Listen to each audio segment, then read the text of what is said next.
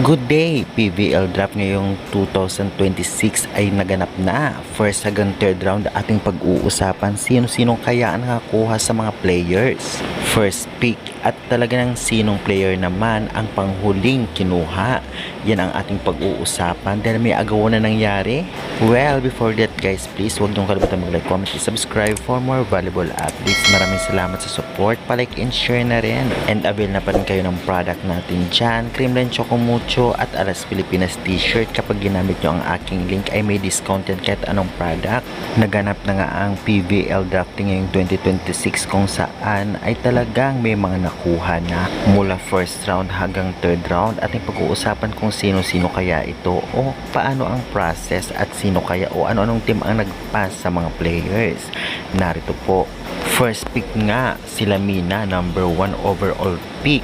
Nasa galleries na siya. Dahil nawala si Solomon, siya ang first pick, kaya congratulations. Number 2, Det Pipito ng Capital One Solar Spikers. Sino ba naman hindi kukuha sa napakagaling na libero from UST, kaya congratulations Pipito. Tino Ubaldo ng Choco Mucho Flying Titans, third pick. Congratulations and good luck, napagaling nito. Samantalang number 4 naman si Aliana Ong, napunta nga siya sa Sauce Coffee Thunderbells. Fifth pick naman napunta sa NX-led Chameleon, ito si Era Jaboneta. Number 6 pick naman si Joanna Perdido at nakuha siya ng team na Farm Fresh Foxes. 7th pick naman si Fian Ariola, nakuha siya ng PLDT. Number 8, ito nga si Barbie Jahamili. Malaking pressure to sa kanya dahil napunta siya sa champion team na Creamline na matagal niya nang pinapangarap, kaya good luck Barbie.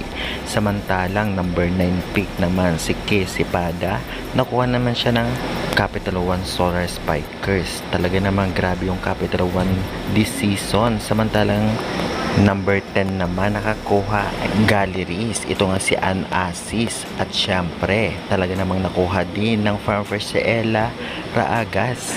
At nandyan po sa screen kung sino nga ba ang una nakapili hanggang sa mga may nagpass. Kaya good luck na lamang sa inyong team at syempre tiyak magpapalakas ang nakuha nyong player para sa inyong team. At syempre yung ibang hindi nakuha ay better luck next time.